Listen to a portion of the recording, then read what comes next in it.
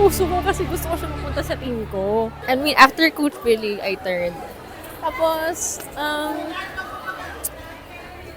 ewan ko, I just feel like marami akong may impart din sa kanya or maituturo pa sa kanya, like improvements, techniques, improper